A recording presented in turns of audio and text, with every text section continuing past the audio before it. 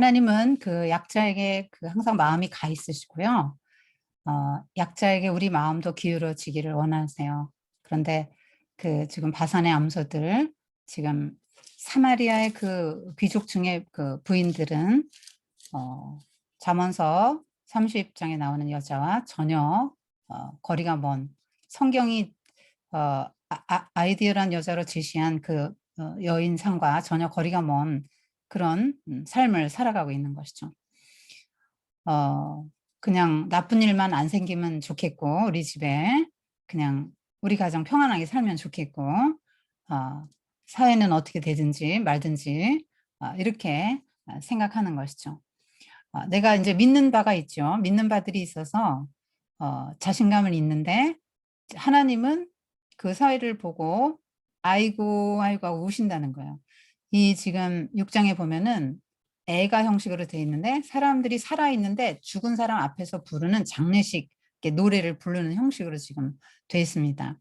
그러면서 하나님이 이제 이렇게 선포하시죠. 니들 부귀영화 뭐든지 최상급 인류만 찾아 살았지 포로도 일본으로 니들이 끌려간다. 사실 이 말씀대로 되지 않았습니까? 한순간에 나라가 망했죠. 이렇게 예언하고 나서 30년 만에 망했으니까요.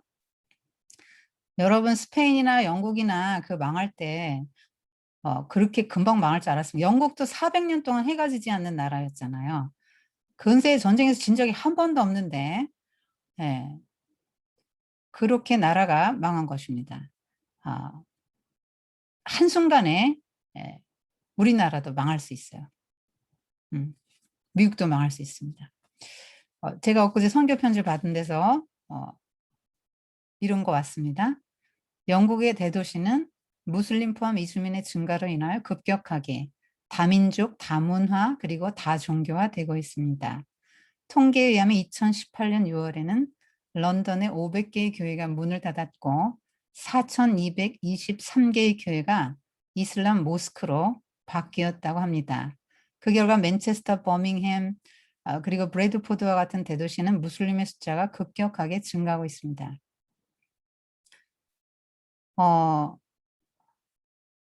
여러분, 이거 한번 생각해 보십시오. 엘리야가 그리시네가로 가라니까 갔고 사렙다 과부한테 가라 해서 갔죠. 그 두로와 시돈, 이세벨의 고향까지 갔습니다. 그런데 엘리야가 가는 곳에는, 여러분 엘리야와 엘리사 한번 보세요. 엘리야가 가는 곳에는 생명의 역사가 있었죠. 사렙다 과부 안 굶어 죽고 살았고 아들도 죽었다 살았고 생명의 역사들이 있었잖아요. 말씀이 상징되는 사람이거든. 말씀으로 상징되는 사람이 엘리야 선지자잖아요. 하나님의 사람으로 상징되는. 그러니까 하나님과 함께하고 하나님의 말씀이 있는 곳에는 생명과 풍요한 생명의 역사가 있어요. 죽지 않아요. 생명의 역사가 있어요. 그런데요, 말씀이 딱 떠났어요. 이스라엘에는요, 기근이 오는 거죠. 3년 동안. 기근이 오는 겁니다. 지금 여기 지금 영국 한번 보십시오. 이 영국이 얼마나 청교도들 그때 이 영국이 영적으로 얼마나 찬란했던 나라입니까? 지금 그거 하나님 말씀 없어지면 이렇게 되는 거예요. 그래서 요 9장에 보면은 말씀이 없어서 오는 기갈이 올 거라고 하지 않습니까? 여러분 한번 보실까요? 기근이 오는데 어디에 나오죠? 8장 11절. 주 여호와의 말씀이니라. 보라 날이 이를지라 내가 기근을 땅에 보내리니 양식이 없어 주림이 아니요 물이 없어 가람이 아니요 여호와의 말씀을 듣지 못한 기갈이다. 사람이 이 바다에서 저 바다까지 북쪽에서 동쪽까지 비틀거리며 여호와의 말씀을 구하려고 돌아다녀도 얻지 못하리니 아름다운 처녀와 젊은 남자가 다 가라에 쓰러지리라. 여러분, 육적인 기근만 지금 먹고 사는 게 제일 인생의 전부다. 잘 먹고 잘 살아야 된다고 생각하는 이 사람들에게 아모스가 뭐라고 하는 거죠? 그게 전부가 아니고 그게 중요한 게 아니고 영적 기갈이 더 문제. 왜 영적 기갈이 더 문제일까요? 육적 기갈은 몸만 상하거나 죽는 거죠. 영적 기갈은요, 영혼까지 죽는 거잖아요. 하나님과 단전이 단절되고 영원한 멸망과 심판에 이르는 거지 않습니까? 근데 영적 기갈을 하나님이 보내신다는 거예요. 하는 말씀이 없어요. 아합 시대에 3년이나 비가 안 왔던 것처럼 여러분 지금 막 인터넷 홍수잖아요. 말씀의 홍수죠. 이거 언제 닥칠지 몰라요. 그리고 뭐 홍수 속에 마실 물 없다고 죄송스러운 말씀이지만 네, 여기까지 할게요. 네, 여러분 기근을 하나님이 보내실 거라고요. 지금 전염병 이렇게 하나님이 막 1차, 2차 보내시는 거 보고도 아무 감각 없으세요? 영적 기갈이 올 거라는 생각 안 드십니까? 그래서 이제 뒤늦게 깨달았어요. 영적 기근이 무섭네. 이거 하나님 말씀 없이는 안 되는구나. 이걸 깨달았어요. 하나님 말씀 없으면 안 된다 하고 이스라엘 사람들한테 광야에 40년간 교육시킨 거 아닙니까? 신명기에 나오잖아요. 이 백성들 내가 광야에 그렇게 한 이유는 하나님의 입에서 나는 말씀으로 사는 것을 가르쳐주기 위해서. 양식이 아니라 떡으로만 사는 게 아니라 하나님의 입으로 날 말씀으로 사는 걸 가르치기 위해서 40년간 훈련시켰다. 이렇게 말씀하시잖아요. 근데 사람은 무엇으로 사는가? 뭐 톨스토이가 썼잖아요. 사랑으로 산다. 답은 그건데요. 성경은 뭐라고 말합니까? 사람은 하나님의 말씀으로 산다. 그런데 이 사람들이 너무 웃긴 게 보세요. 바다에서 저 바다까지 가는데요. 북쪽에서 동쪽까지. 비틀거리면서 구하거든요. 이제 먹지 못해서 기진한 거죠. 기진나서.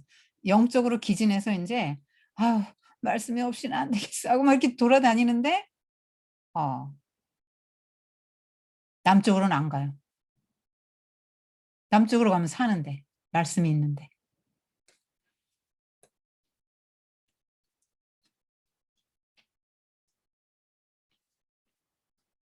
그래서 지금 또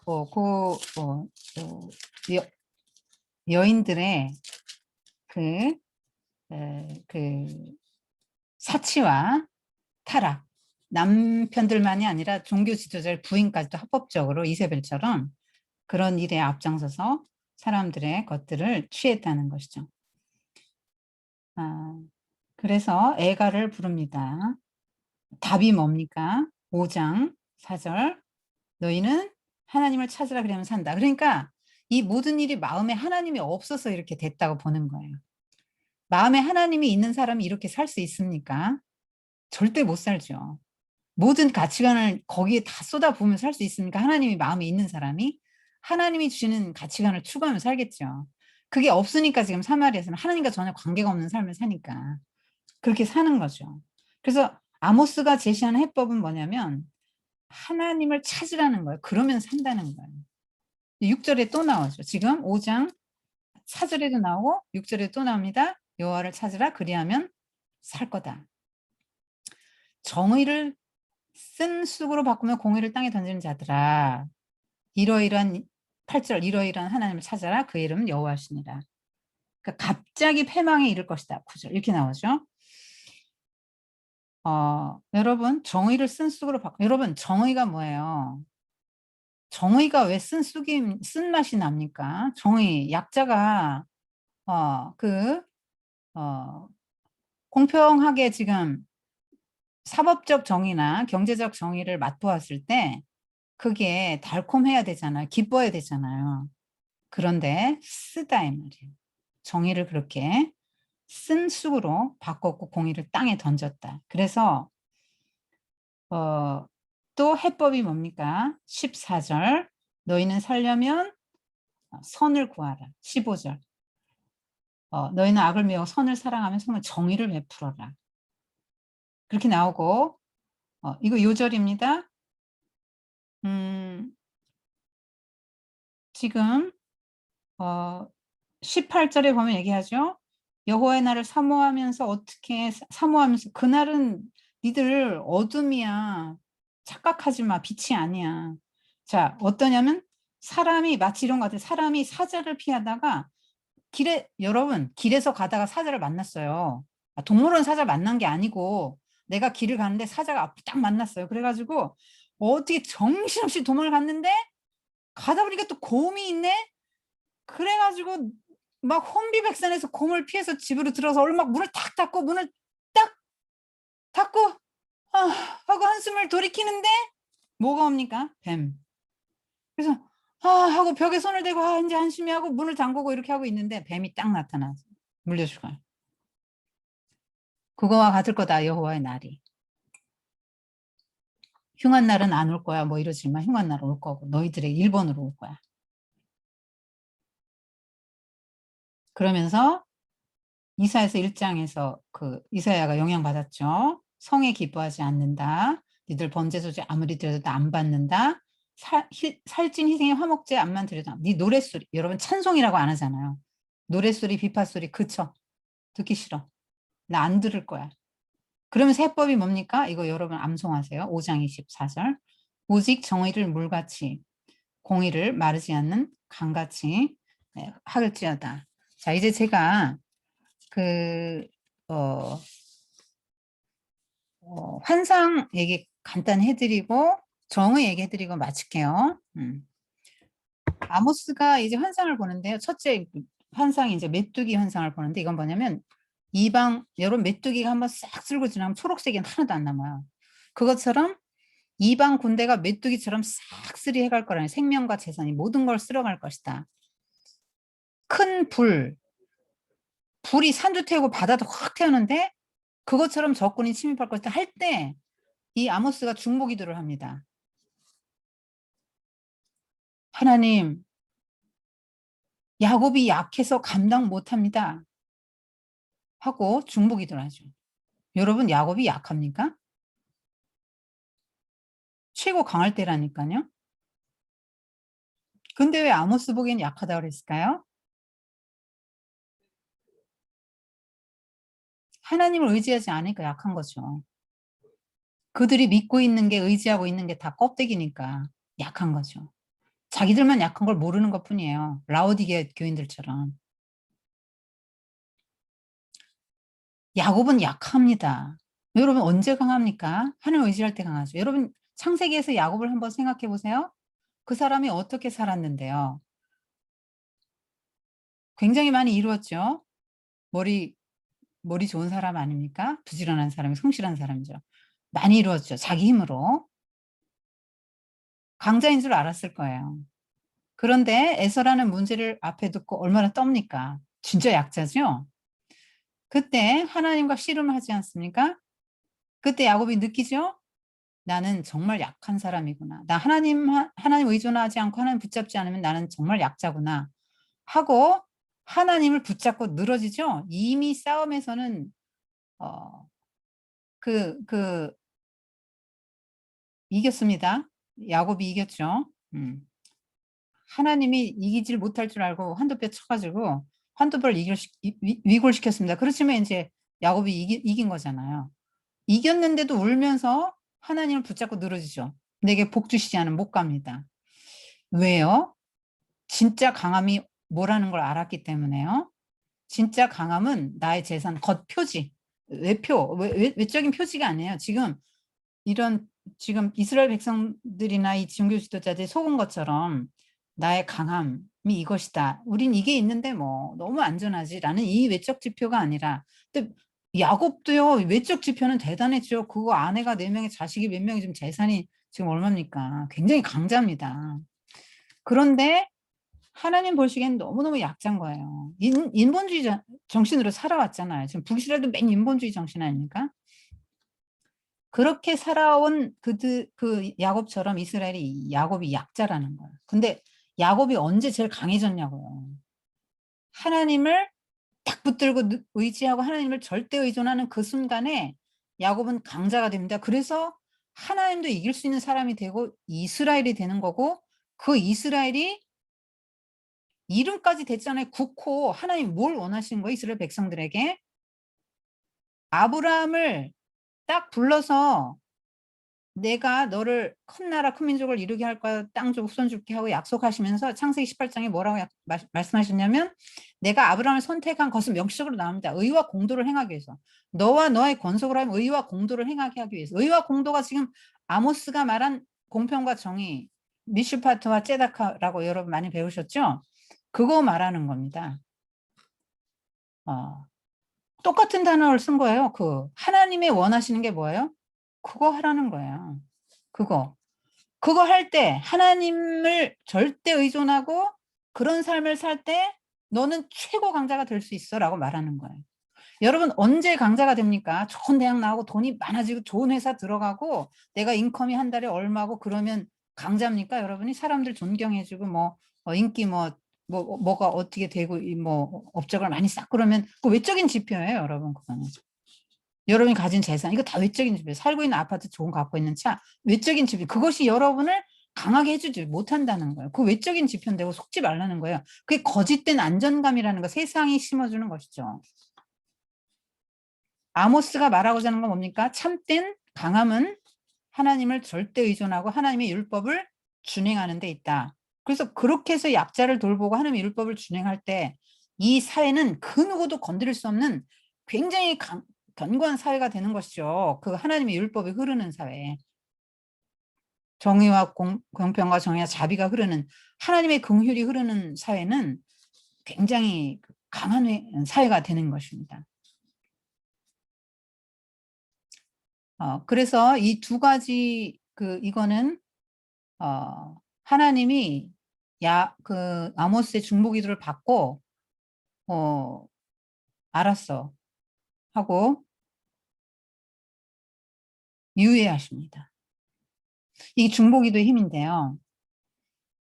이거 우리 해야 돼요.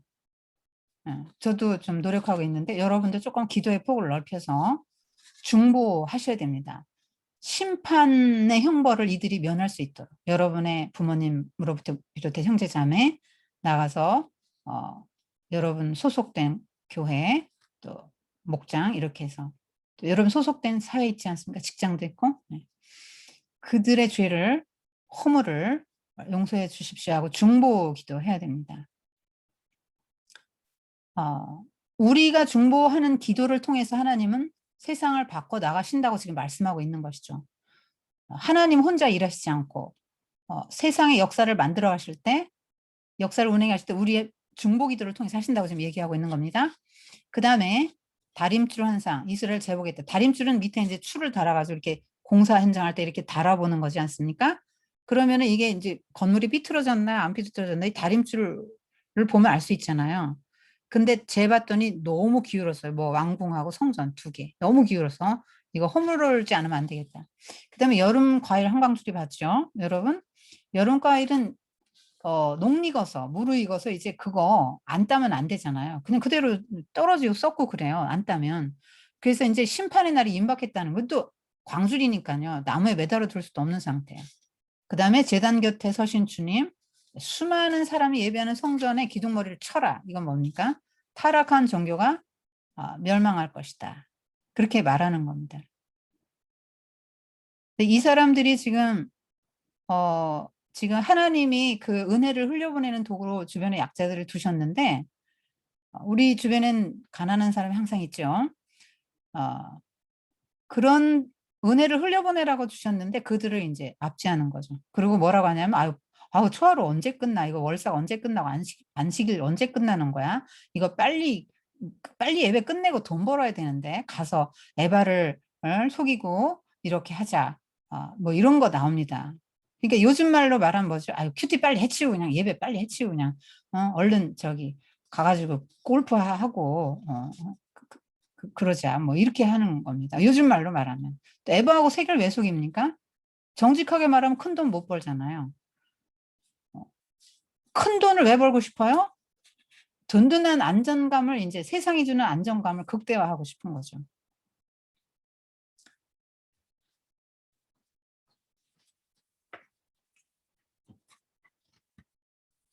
자, 이 선지자가 이렇게까지 외치는데 왜 안 듣죠? 왜 망할 길을 가죠?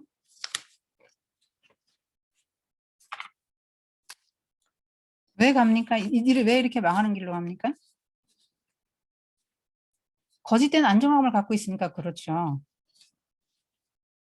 내가 이렇게 막 외적 지표로 이렇게 하고 있으니까 종교적 열광주의까지 만족시킬 만 종교적으로 자아도취까지 할 만큼 신앙생활 너무 열심히 하고 있고 막 헌금도 많이 하고 있으니까요. 절대 내가 왜 망하냐. 성전도 있고. 지금 다 있잖아요, 여러분. 돈도 많이 벌시죠. 선민, 선민, 선민인데 왜 망하냐. 굉장히 영적인 안일에 이제 빠지고 위기의식을 못 갖고 있는 거죠. 진짜 의지하면 안 되는 걸 붙잡고 있는데 이렇게 말한다. 야, 너희들 구스랑 똑같다. 아프리카 구스 사람들하고 똑같아. 아이, 무슨 말씀이야. 우리 출애굽 영광 갖고 있어요. 야, 무슨 차이가 있냐? 지금 블레셋 갑들에서 온 거하고 아람이 길에서 온 뭔 차이가 있냐? 니들 지금 종에서 자유민 되고 하나님 나라 세우라고 그렇게 데려다 특별한 내가 니들 하나만 안 것처럼 그렇게 사랑해주고 그랬는데 이 니들 껍데기만 보고 그렇게 자아도취에 빠져가지고 니들 망하는 것도 모른다고 지금 이렇게 말하는 거죠. 제가 하나님의 공의와 정의할 때 그 라구아디아 판사 얘기를 애들한테 해줬거든요. 유명하잖아요. 경제 대공황 때 그 할머니 하나가 빵을 훔쳐가지고 이제 즉결 심판에 넘겨졌는데 판사가 물었잖아요. 처음이냐? 처음이다. 왜 훔쳤냐? 내가 지금 실직을 했는데 보다시피 경제 대공황제 실업자 얼마나 많았습니까? 보다시피 이렇게 이런 상황에 난 나이도 많다. 그리고 내 딸은 아프고 소녀딸을 지금 굶고 있고 그래서 나도 모르게 소녀딸 생각해서 훔쳤다. 그때 이제 재판정에서 그걸 보는 사람들이 다 이제 그 마음이 너무 안 됐지. 그래서 저런 사람은 용서해 줘야 된다는 생각을 다 하고 있을 때 라우어드 판사가 굉장히 매몰찬 판결을 내리죠. 할머니 어쨌든지 잘못하셨습니다. 벌금 10달러. 아니, 빵 하나 훔친 사람 10달러 어떻게 냅니까? 그래서 막 술렁술렁 했죠. 그때 라거데 판사가 유명한 그 말을 했습니다. 저 할머니가 저렇게 빵을 훔칠 수밖에 없도록 나는 좋은 거 먹고 먹으면서 저 할머니가 빵을 훔칠 수밖에 없는 저런 사회를 만든 나의 잘못이 큽니다. 내가 죄인이기 때문에 난 벌금 냅니다. 자기 모자 돌렸어요. 그러면 나 벌금 이만큼 냅니다. 뉴욕 시민 여러분, 당신들도 범인이요 하면서 당신들도 죄인이다. 이런 사람이 이렇게 되도록 만든 범인 10센트씩 내라 하고 막 쫙 돌렸습니다. 그래서 50, 60, 몇 센, 67달러인가 뭐 얼마가 나왔다 그래요. 그래서 10달러 벌금은 거기서 내고 나머지는 할머니에게 주고 가서 다시는 그렇게 하지 마세요. 이렇게 했다는 이야기입니다. 그 사람 이름 따서 라우아다 공항도 생겼고 이 사람은 시장을 한 3번인가 연임을 했다 그러죠. 그게 이제 따뜻한 정의죠. 하나님이 원하시는 것은 이제 그런 것이죠. 그게 이제 하나님의 판결에서 배운 거 아닙니까? 니들은 벌금 못 내. 내가 내줄게. 하나님이 누굴 대신 내줬죠? 예수님 대신 내주셨지 않습니까? 그게 이제 하나님의 정의인데 따뜻한 정의죠. 이것도 이제 하늘을 나는 교실이라는 이제 에리 캐스터너가 쓴 작품인데 요게 그 아이들 책은 보통 좀 밝고 뭐 즐겁고 좋은 거 나오지 않습니까? 그런데 이 에리 캐스터너는 그런 생각하지 않았어요. 어린아이들도 나름대로 고통이 있고 슬픔이 있다고 자기들 나름대로 굉장히 힘들고 어려운 삶을 헤쳐 나간다. 그래서 이렇게 너무 이렇게 맑고 밝고 명랑한 이런 것은 아이들 세계를 다 드러내주지 못한다 하면서 요니는 이제 4살 때 부모에게 버림받아요. 독일로 데려다 주세요. 할머니 할아버지가 나와 계실 겁니다. 그래서 선장이 못 모르고 데려갔는데 아무도 안 나와 있는 거죠. 이혼하면서 이제 버리는 거예요, 자식을. 자기가 버림받은 것도 모르죠. 4살짜리가 뭘 알아요. 할머니 할아버지만 나와 계시겠지 하고 갔는데 없어요. 그래서 선장이 걷어줍니다. 선장이 걷어 키우고 자기 여동생한테 데려가서 나는 맨날 배 타고 돌아다니니까 얘 좀 키워라. 돈 줄게. 그리고 얘도 학교 보내준다. 그래서 김나지움 학교에 이제 들어와요. 그리고 이제 여기 또 마르틴이라는 애는 또 막 반장을 하는데 집이 너무 가난하고 그래서 이제 이 애들이 막 각양 막 다 다양한 애들이 이제 어떤 애는 막 부자긴 하지만 막 열등감이 있는 막 다양한 애들이 다 이렇게 있어요. 거기 또 선생 둘이 나옵니다. 이게 유스투스 선생 유스투스 선생이라는 게 유스투스가 독일 말로 이제 영어로 정의를 유스투스라고 하지 않겠어 독일어로 읽는다면 근데 이 선생님이 그 마지막 부분에 이제 뭐 가운데 생략하고 어쨌든 마지막 부분에 뭐가 나오냐면 이 크리스마스 근데 이제 다들 집에 휴가 얘네들 크리스마스 휴가가 최고잖아요. 다들 휴가를 방학이 돼서 이제 크리스마스 휴가를 즐기러 가는데 마르틴만 못 갑니다. 왜냐면 돈이 없어서. 최하 8마르크가 있어야 되는데 엄마가 빚을 얻어가지고 크리스마스 때 너 혼자 있지 말고 뭐 사 먹고 이렇게 해라 하면 선물하고 이렇게 좀 5마르크를 보내주는데요. 그거 좀 못 가죠. 근데 얘가 이제 억지로 그걸 막 참는 거예요. 눈물을 참아요 속으로. 그러면서 주먹을 꼭 쥐고 잘 때도 막 잠꼬대합니다. 난 울면 안 돼. 나 안 울을 거야. 울면 안 돼. 막 이렇게 하는데 근데 이제 선생님은 이걸 다 보죠. 이렇게 뭐 수업 시간에도 보니까 굉장히 발표 잘하던 애가 발표를 못 하거나 이제 이렇게 쟤가 왜 저러지? 하고 이렇게 봐요. 그리고 잘 때도 이렇게 쓱 가봅니다. 애가 막 잠꼬대를 하는 걸 보는 거예요. 계속 보다가 다들 차를 타고 크리스마스 이브 그 전날 떠났는데 얘는 안 떠나고 있단 말이에요. 너 왜 안 가고 있니? 그렇게 하면서 이제 물어보면서 오후차 타고 갈 수 있도록 20마르크 줍니다. 그러니까 엄마나 아빠는 집에서 막 너무너무 슬퍼하고 막 뭐 파티할 수 있는 상황이 너무 가난하니까 아빠가 실업자고. 그래서 그렇게 막 슬퍼하고 눈물 흘리면서 막 그렇게 하고 이럴 때 막 엄마 아빠하고 막 얘가 들어가고 얼마나 그냥 가족끼리 행복하고 그보다 더 행복한 크리스마스는 없는 거죠. 선물이 문제겠어요. 만나는 게 최고죠. 나름대로 또 막 그림 그리고 자기 선에서 할 수 있는 선물 얘는 또 준비하고 엄마도 준비 서로 주고 받으면서 행복한 그 크리스마스 보내는 장면이 나옵니다. 이제 이런 게 이제 제가 이제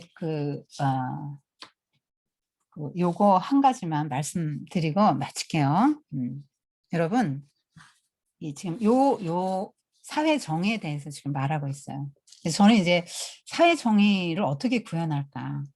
한번 성경을 묵상해 봤거든요. 하여튼 이 사회 정의를 어떻게 구현할 것인가? 한번 그 세례요한 한번 생각해 봤거든요.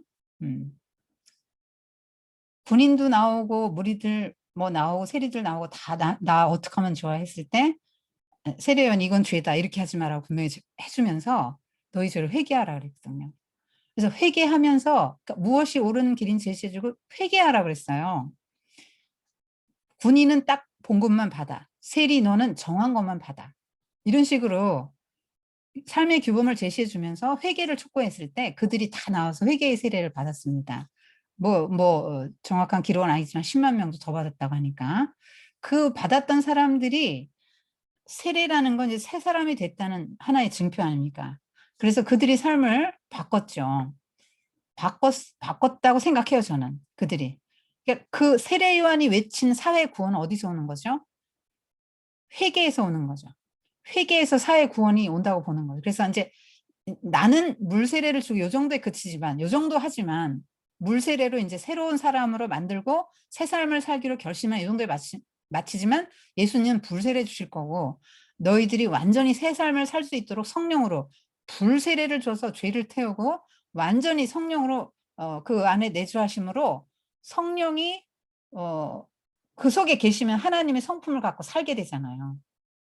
자연적으로 이제 사회 개혁이 이제 이루어지는 겁니다. 하나님의 성령이 임하게 되면. 그러니까 그 본질적인 게 뭐냐면 사회 개혁, 사회 구원은 성경이 말한 사회 개혁, 사회 구원은 첫째 걸음이 이제 회개인 것 같아요. 제가 생각할 때. 그리고 하나님 나라가 임하는 것입니다. 성령이 임하는 거죠. 그래서 예수님도 이 땅에 오셔서 예수님을 무슨 해방자로 인식한 해방신학자도 있는데 그게 그렇게 해석하면 안 되죠. 예수님이 이 땅에 무엇을 하러 오신 분입니까? 하나님 나라를 전파하러 오신 분이잖아요. 그래서 예수님은 로마에 대항하지 않았어요. 로마 없애면 또 다른 거 생겨요. 예수님의 적은 로마가 아닙니다. 예수님은 이 땅에서 로마에 타고 어떤 시스템을 바꾸고 제도를 바꿔야만 좋은 세상이 온다고 말하지 않았고 하나님의 나라가 임해야 된다고 말했죠. 예수님은 내 나라는 눈에 보이지 않는 거하고 산상수훈을 말씀하셨죠. 그렇게 하나님의 영이 임해서 하나님의 성령으로 그렇게 거듭난 삶을 살아가면 하나님 나라 백성의 삶을 살게 되면 그건 내가 억지로 노력하는 게 아니고 하나님의 영이 내게 임할 때 저절로 되는 것이죠. 그렇게 될 때 하나님의 나라가 임하면 그런 문제가 없어지는 거죠. 그러니까 예수님도 하나님 나라 계속 전파하셨고 바울도 계속 하나님 나라 전파하다가 그 일생을 마쳤습니다. 그래서 우리가 사회 정의를 어떻게 구현할 것인가 할 때 하여튼 회개가 1번이다 저는 그렇게 봐요. 회개가 1번이에요. 나부터 내가 그런 죄를 지은 앞장선 사람입니다는 지금 아까 쭉 이 사마리아 귀족층 부인 얘기했잖아요. 부인들 얘기했죠. 나랑 전혀 관계없게 느껴지죠. 근데 한번 잘 생각해 보시면 맥락이 나랑 같은 거 있을 거예요. 이제 그런 거부터 회개하고 내 안에서부터 이루어지고 내 가정 이루어지고 하나님이 내 속에 계시면요. 그 하나님의 나라는 공평을 추구해요. 여러분 이게 공산주의식 공평 절대 아닙니다. 하나님의 나라에서 5달란트, 2달란트, 1달란트 뭐 이거 다 하나님은 차별을 인정하셨잖아요. 이 차별이 아니라 차이를 인정하셨잖아요. 이건 타고난 거기도 하고 후천적인 노력이기도 하고 하여튼 우리는 다 다르게 갖고 있단 말이에요. 그런 선에서 네가 할 수 있는 걸 해. 이렇게 말씀하셨는데 이게 뭡니까? 많이 가진 사람 많이 남겼으면 그걸 가지고 뭐 하라고요? 흘려보내라는 거죠. 자발적으로. 그게 이걸 최소화시키는 거예요. 여러분 정의란 무엇이냐. 여러분 존 롤스 아시죠? 그 사람이 이렇게 말했죠. 가장 사회적으로 취약한 계층이 가장 덜 위험한 것에 빠질 그런 방식으로 사회제도가 개편돼야 한다. 최소 수혜자가 최소 수혜자, 경제적으로 가장 약한 사람이 최대 수혜를 볼 수 있는 것이 그것이 가장 그러니까 빈부격차가 없으라는 얘기는 아니고 이때 그거 빈부격차가 작을수록 정의로운 사회다라고 그렇게 말했잖아요. 이 사람 무지의 베일이라는 얘기를 했는데요. 이게 뭐냐면 이런 거예요. 자, 여러 사람들이 모여서 사고 실험한 거예요. 우리가 좀 정의로운 사회를 만들어보자. 어떻게 하면 정의로울까? 그래서 이제 무지의 베일이라는 얘기를 썼죠. 베일. 아무것도 몰라요. 자, 내가 이 세상에서 어떤 존재로 태어날지 몰라요. 부자일 수도 있고, 가난한 사람일 수도 있고요. 성별 몰라요. 나이도 몰라요. 장애 여부도 몰라요. 어떤 사회적인 경제적인 위치 다 몰라요. 그런데 그러면 그런 사회에서 예를 들어서 자, 파이가 하나 있다 그러면 이걸 잘라서 먹어야 되는데 어떻게 분배할 거냐 이거예요. 그러면 이걸 내가 먹는다고 한다면 나한테 유리하게 내가 제일 많이 먹게 썰겠죠. 그런데 그게 아니고 지금 이런 상태에서 내가 썬 걸 누군진 모르는 남이 먹어요. 그리고 내가 썬 거지만 남이 먹고 남이 썬 걸 내가 먹거든요. 그럴 경우에 사람들이 어떻게 분배하겠니? 그러면 격차가 뭘 먹을지 모르니까 최소화되겠지 격차가. 그러겠지. 이게 이제 사고 실험이거든요. 그러니까 이 존 롤스라는 사람도 정의란 무엇인가 존 롤스의 정의란 뭐냐면 차이가 적게 될 때, 이 양극화가 좀 좁혀질 때 그래도 사람들이 그게 그래도 제일 공평하지라고 생각한다는 거예요. 그게 정의로운 사회지라고 생각한다는 거예요. 사람들이 너무 양극화가 되면 이건 정의롭지 못해 언페어하다고 생각한다는 거예요. 그러니까 장애를 가졌어도 그 사람이 일할 수 있고 먹고 살 수 있는 사회면 그냥 정의로운 사회인 거예요. 이 사람이 다시 회생할 수 없는 정말 도무지 이 회생할 수 없는 사회는 건강하지 않은 사회예요. 지금 대한민국은 절대로 약자가 강자가 될 수 없는 부익부 빈부 이 계층을 줄일 수 없는 사회가 됐죠. 그래서 이게 기독교와 공산주의는 그런 면에서 좀 차이가 나는데요. 강제로 하냐 자발적으로 성령의 인도함으로 자발적으로 하냐 이 차이입니다.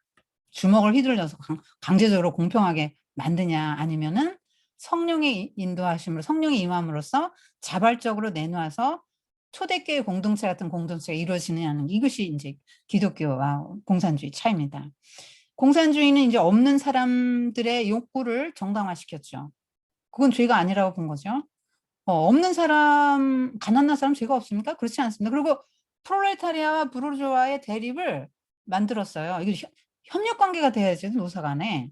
근데 대립으로 보고 투쟁을 해서 얻는 방식, 그리고 국가가 보이는 주먹을 휘둘러서 다 내놔. 똑같아야 돼. 이렇게 했기 때문에 공산주의는 망하는 겁니다. 절대 그건 인간의 본성에 어긋나기 때문에 될 수가 없는 거예요. 성경은 그런 걸 지지하지 않습니다.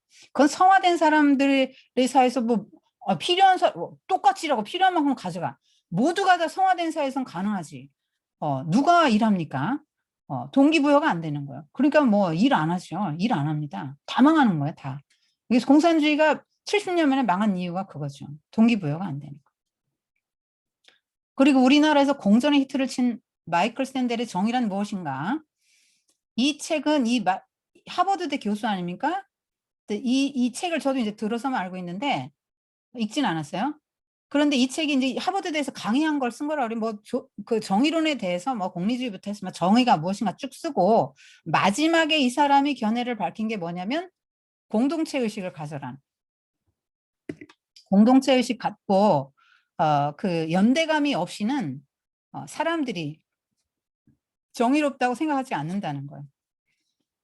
그러니까 쭉 뭐 여러 가지 정치적 철학자들 얘기 다 붙이고 공동체 사람들의 연대,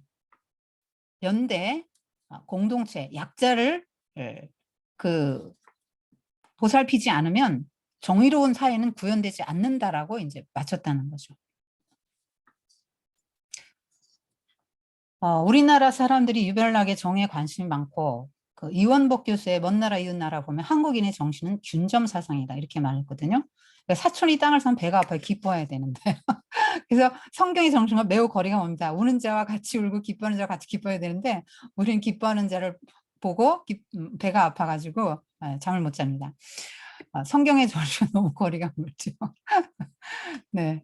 우리는 그래서 균점, 아파트에서 네가 뭐 했니? 나도 뭐 해야 되고, 네가 무슨 아파트 샀냐? 나도 사야 돼. 네가 뭔 차 샀냐? 나도 사야 돼요. 안 그러면 이제 너무 이제 기분이 나쁜 거예요. 불공평하게 느껴지고, 나도 너가 하는 걸 나도 해야만 되는 이제 이렇게 느껴지는 것이죠. 여러분, 이스라엘 사회에서 두 개의 그 축이 있습니다. 하나는 그 미슈파트하고, 그 다음에 째다카. 여러분 잘 아시죠? 그래서 이거는 뭐냐면, 미슈파트는 뭐냐면 사법적 영역에서 정의해요. 그러니까 이건 뭐냐면은, 잘한 사람 상 주고 못한 사람 벌 주는 거. 이거 없으면 안 됩니다, 여러분. 사회에서 잘못한 사람 벌 줘야지. 교회에서 막, 다 은혜로 넘어갑시다 해가지고 막, 나쁜 짓 한 사람들 다 그냥 이렇게 그냥 두고 그러면 안 되는 거죠.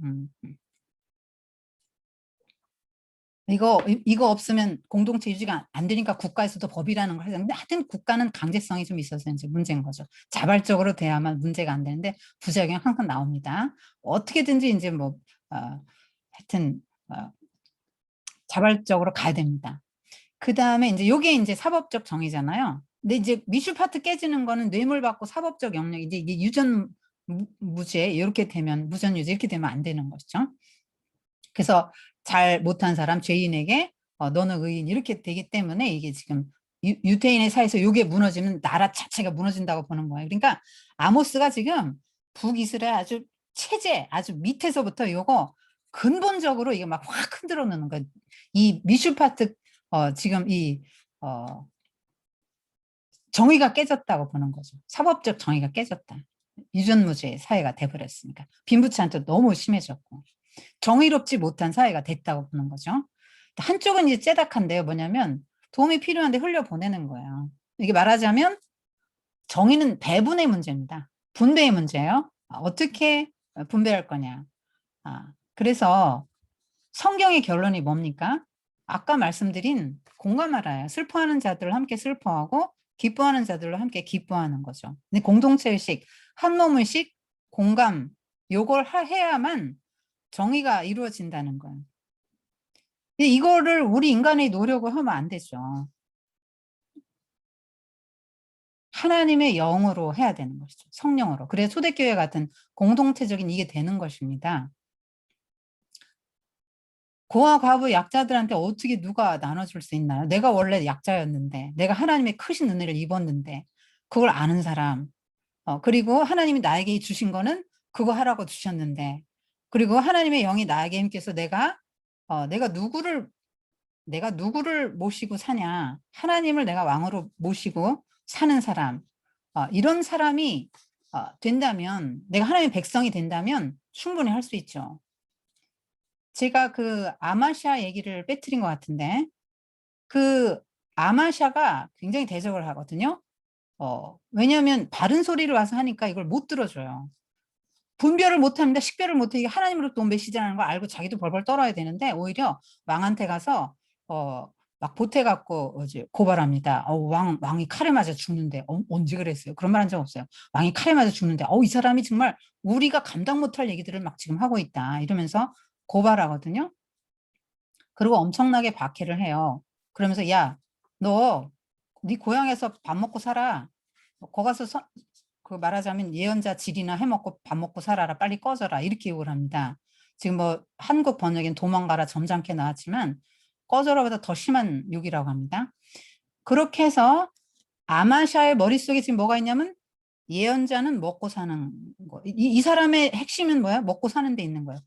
먹고 살고 내가 기득권 유지하고 내가 더 잘 살기 위해서 지금 어떻게 하는 겁니까? 왕에게 찰싹 붙어 있는 거죠. 그래서 왕에게 아첨하는 겁니다. 그래서 자기 스스로 제사장이 아니고 뭐가 되는 거야? 왕의 밑에 종교부 장관쯤 자기가 되는 거야. 관리로 지금 자기가 들어가는, 격화된 거죠, 지금. 하나님의 사역자 일을 못하는 거예요. 뭐 때문에? 나의 안일, 나의 무사함을 위해서 그렇게 하는 것이죠. 그게 아마샤적 인간입니다. 그러니까 지금 성경은 뭐라고 묻는 거예요? 너 왕이 누구야? 너 진짜 왕이 하나님이냐? 눈에 보이는 그 왕. 아니면 네 회사 사장. 바꾸면, 오늘날로 말하면 네 회사 사장이 너 밥 먹여주냐, 이 말이에요. 하나님이 나의 왕이다 고백하고 내가 하나님 나라의 백성입니다 라고 인식하는 사람은 아까 말한 그 여자 같은 삶을 살 수 없습니다. 반드시 자기 여러분 다 애도 키워야 되고 장가도 보내고 시도 보내야 되고 모아야죠. 그러나 일정 부분 여러분이 감당할 수 있을 만큼 흘려보내시라는 거죠. 무엇을? 경제적 자원. 문화적 자원도 있죠. 여러분의 재능. 네? 문화적 자원도 있지 않아요? 사회적 자원. 뭡니까? 여러분 네트워크 다 사회적 자원이에요. 여러분 갖고 있는 것들 다. 그런 모든 자원들을 그것이 필요한 사람에게 흘려보내는 게 째다카예요. 꼭 돈만 구제. 돈만 구제하면 난 다 했다 생각한 게 뭐예요? 바리새인이잖아요. 정신은 없이. 긍휼의 마음도 없이 나 다 했어요. 율법 다 지켰어요. 이렇게 생각하잖아요.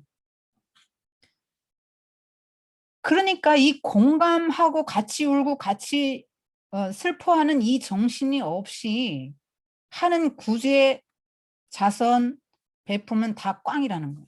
이 예수님이 이 공감의 최절정에 쓰셨죠? 육신으로 이 땅에 오셔서 우리가 겪는 모든 걸 겪으시고 우리가 고통당해서 기도할 때 내가 다 안다. 내가 너 알고 있다. 이 최고의 공감이잖아요. 근데 제가 창세기 3장에서 말씀드렸죠? 원래 한 몸이시겠는데 죄가 들어오면서 깨져서 너와 나가 됐잖아요. 너는 너 나는 나가 됐기 때문에 부부간에도 공감 안 되고 부모 자식도 공감 안 되고 이러니까 공감이 지금 안 되는 거죠. 그래서 끊임없이 너는 너 나는 나 이렇게 해서 구별을 짓고 경계를 지으면서 사는 게 인간의 죄성인데요. 그 프랑스의 브루디에라는 사람이 그걸 이제 말했죠. 그 사회 현상 중에 하나, 이렇게 계층화, 차별화, 끊임없이 대중화되면 기분 나빠서 또 특권층 만들고 계속 구별 짓기를 한다는, 이게 그러니까 구별 짓기를 계속 어느 한쪽에서 하면요 절대 하나 안 돼요, 공동체가. 너하고 나하고 다른데요. 격이 다르고 인격이 다르고 격이 다르고 사는 수준이 다르고 노는 물이 다른데 어떻게 하나가 됩니까? 그래서 결국은 이 성경이 말하는, 그리고 그리고 이 사람들은 자기 의의를 내세우고 자기 도취에 빠지게 살고 이 사람도 하나는 열등의식에 빠지는데 어떻게 하나가 되겠어요. 그래서 성도는 그렇게 살면 안 된다는 거죠. 그 회개하고 그러니까 이기심이 죄잖아요. 여러분 아담 스미스가 뭐라 그랬죠? 이기심대로 내버려 두면 푸주권 장사는 자기 이익을 위해서 푸주권 하는 거고 빵집 주인은 자기 이기심을 위해서 빵집 하다 보면 각자의 필요를 해가지고 다 잘 살게 된다. 이게 자유주의 아닙니까? 아담 스미스가. 내버려 뒀더니 어떻게 됩니까? 자유롭게 대공황오죠. 이기심이 죄라고 말하죠. 근데 이기심을 찬양하잖아요. 세상은. 그래서 나온 게 뭡니까? 케인즈의 수정자본주의가 나온 거죠. 그대로 내버려두면 안 되니까. 국가가 개입을 하는 거죠. 경제에 개입을 하는 거예요. 그대로 두면 대공황 나오고 부익부 빈익빈 이렇게 차이 벌어지고 세상이 막 다 엉망진창이 돼버리니까 이기심대로 놔버리면 그렇게 되기 때문에 그 케인즈 이론이 나온 거 아닙니까? 국가가 개입하죠.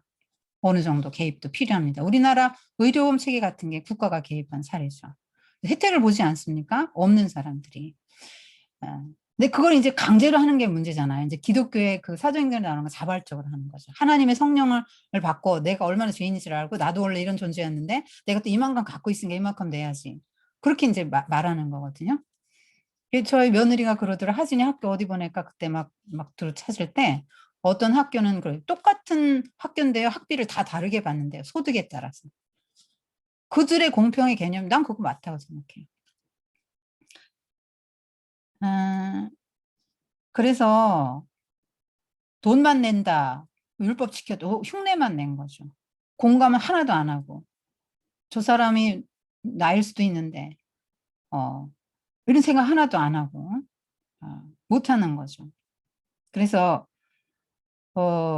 여러분 동성애 문제도 이 두 가지 축으로 이게 지금 이거 두 개 무너지면 나라 망한다고 지금 아모스가 말하는 거예요. 두 가지 축으로 한번 봅시다. 동성애. 미슈 파트를 가지고 보면 뭐죠? 성경은 이것을 죄라고 말합니다. 그것은 올바른 것이 아닙니다라고 말은 해주는 거죠. 그것만 말하면 안 되는 거죠. 어떻게 됩니까? 불쌍히 공감하고 불쌍히 여기는 마음으로 그들도 나와 한 몸이라는 생각을 가지고 끌어안고 갈 마음이 같이 있어야 되는 것이죠. 그래서 그들의 마음에 정말 그런 사람들이 많다고 그래요. 들었어요, 저도. 나 원하지 않아요. 그런데 너무 고통스럽다는 거죠. 그런 사람들한테는 예를 들면 어떤 사람에게는 그 포괄적 차별금지법이 통과가 필요한 사람들도 있는 것이죠. 그래서 저는 개인적으로 이렇게 생각합니다. 그 법은 독소 조항이 있어서 나쁜 법이에요. 나쁜 법입니다, 분명히. 그런데 법이라는 것도 되게 다양한 면이 있고 정치라는 것도 그렇고 모든 면이 다 그렇지만은 이렇게 하면 좋은 세상이 될 것 같지요. 그런데 안 될 수도 있는 거죠. 이 사람 입장에서는 좋은 세상이 안 되는, 이 사람 입장은 좋은 세상이 될 수도 있지만. 그러니까 모든 게 다 불완전한 거예요. 자본주의도 불완전하고 사회주의 공산주의도 불완전하고 다 불완전해요. 모든 게 다 불완전하단 말입니다. 그걸 이제 한계를 인정해야죠. 그래서 얼마나 이 다양한 사람들이 교회에 모였습니까? 정치적인 견해도 다 다르죠. 근데 성경은 뭐라고 해요? 다 끌고 가야 된다고 말하잖아요. 좌파, 우파, 죄인들 다 끌고 가야 된다는 게 성경의 관점이기 때문에 어느 것이 옳다라고 말은 해주지만 절대 정죄해서는 안 된다는 거죠. 공감, 긍휼, 자비의 마음을 가지고 끌고 가야 된다는 것입니다. 이 사안이 워낙 급하기 때문에 대한민국 교계에서 아마 성명서를 발표할 수 있어요. 왜냐하면 민주주의라는 게 그렇잖아요. 다수의 힘으로 가는 거니까 성도들의 힘을 딱 보여주면 정치권에서 움찔하겠죠. 절대 못할 겁니다. 그렇게 해서 성명서 내고 성도가 막 수도 없이 서명을 하면 통과 못 될 거예요. 그런데 그 방식에 있어서 저는 정말 교회가 이런 일이 될 때까지 우리 성도들이 잘못 살았습니다는 자성과 회개와 함께 그렇게 고통받는 사람들의 마음에 같이 연대감을 갖고 긍휼과 자비의 마음을 갖고 성명서를 내는 것도 저는 힘을 행사하는 거라고 보는데 그걸 같이 갖고 가지 않으면 교회 망합니다. 왠지 아세요? 이 다음에 또 그런 카드 쓰겠죠? 무엇은 개입하고 뭐는 개입 안 합니까? 주 전선을 잃게 될 겁니다. 사회개혁은 어디서부터요? 나부터, 회계부터 하고 우리 가정부터 시작하고 그리고 하나님이 마음을 부어주신 사람이 있을 거예요. 그런 분 없으면 안 돼요. 네, 그런 분 지지해주고 또 함께 할 수 있는 만큼 해줘야 됩니다. 협력해 주시고 교회에서는 좌파우파 편 가르기 하지 마시고 너 내 편이냐 누구 편이냐 이러지 마시고 공감, 긍휼, 자비의 정신을 가지고 다 가셔야 됩니다. 정죄만 있어서는 안 되겠죠. 교계도 자성이 먼저 있어야 되겠죠. 깊은 자성과 회개가 있어야만 하나님이 한국을 더 들어 쓰실 것입니다. 굉장히 잠재력이 있는 그 나라지 않습니까? 우리나라가. 그러니까 그 정치도 굉장히 그 사회를 바꾸는 중요한 수단 중에 하나니까요. 정치에 관심이 많은 사람들이 앞장서서 할 때 너무 뭐라고 하지 마세요. 내가 그냥 그런 성향이 아니면 그냥 저분은 저런 일로 부름 받았구나 하고 인정해주고 협정할 수 있는 만큼 해주면 됩니다. 그리고 너는 또 이렇게 해라고 할 필요도 사실은 없는 거죠. 다 이제 스펙트럼이 워낙 넓으니까. 그래서 지금 막 이렇게 굉장히 민감한 얘기를 제가 했는데 정치가 굉장히 중요한 수단이긴 하지만 굉장히 중요한 수단이고 실제적으로 바꿀 수도 있어요. 그런데 성경은 교회는 정치가 가장 중요한 수단이라고 말하진 않아요. 정치로 세상을 바꾼다 하는 게 성경의 관점 아닙니다. 안 그러면 예수님도 막 로마에 대항해서 했을 거고 바울도 그랬을 거예요. 그런 위대한 사도도 그렇게 하지 않았습니다. 이게 지금 힘센 나라 미국의 정치가 좀 민주주의이기 때문에 그런데 사실 민주주의도요. 하여튼 자본주의도 다 보완이 필요해요. 사회주의도 그렇고 다 좀 보완이 필요합니다. 민주주의 같은 것도 지금 왕정체제 반발해서 나온 거잖아요.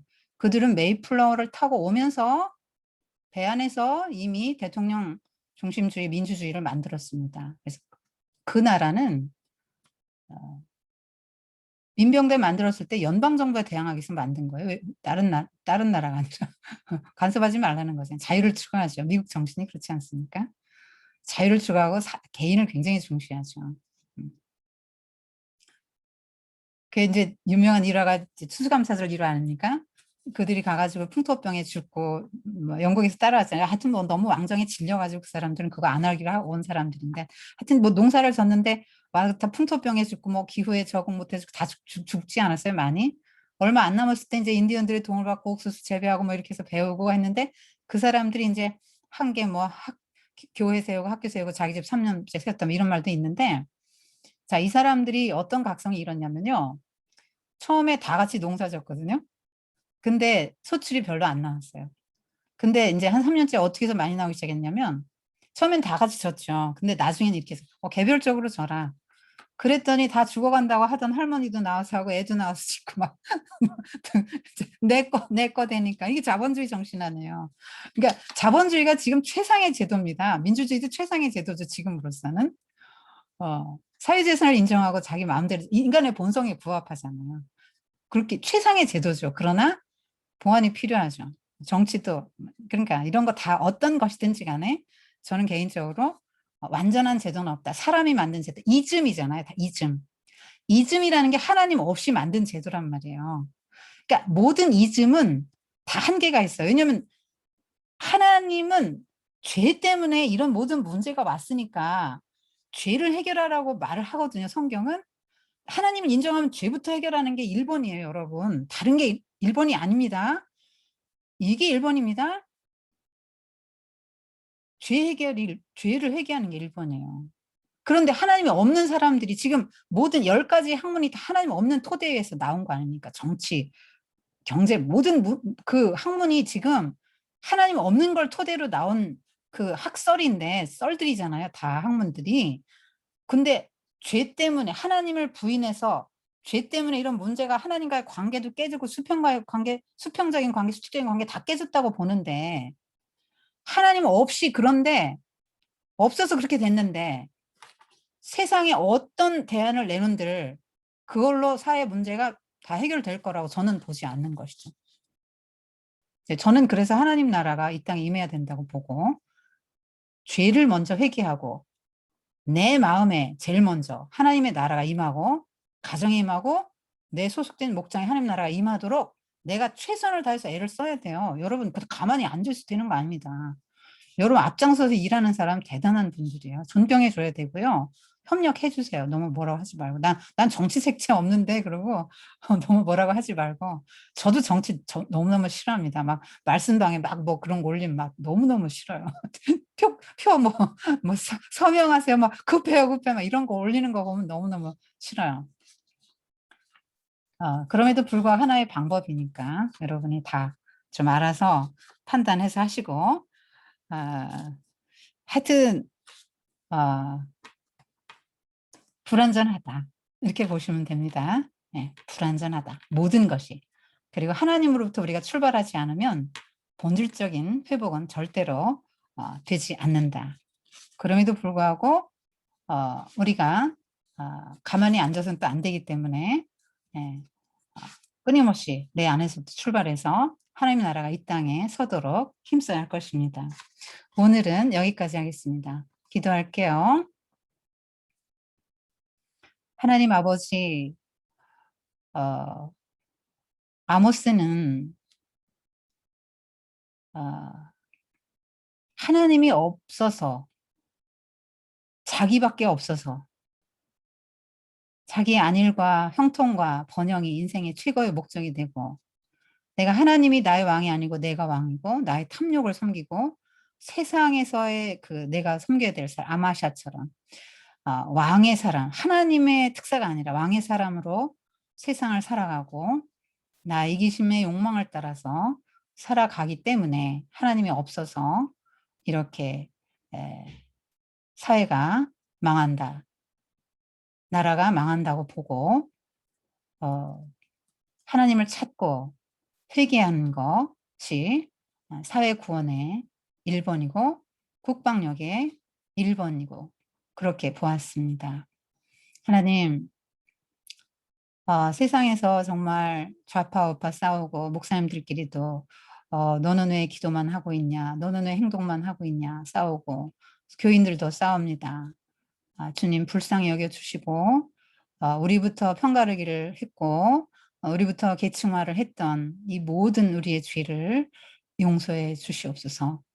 그리고 예수님의 심정을 가지고 성경이 무엇을 말하는가 하나님의 심정은 어떤가 이러한 세상 아모스 시대의 북이스라엘과 조금도 다를 바 없는 이 한국 사회를 바라보며 하나님이 오늘도 아이고 아이고 애곡하며 애가를 부르시고 계시는 하나님의 그 심정을 알게 하시고 아모스 선지자의 심정을 가지고 우리가 어떻게 하면 이 사회의 공의를 하나님의 나라를 실현할 수 있을까 각자 자기의 분량대로 하나님이 서 있게 한 그 자리에서 자신의 다양한 신념과 또 성경에 그 주시는 성령님의 주시는 그 것을 따라서 이 세상에 하나님의 나라가 실현되기를 힘쓸 수 있는 귀한 하나님의 사람들로 세워 주시옵소서. 예수님의 이름으로 감사하며 기도드립니다. 아멘. 오늘 여기까지 하겠습니다.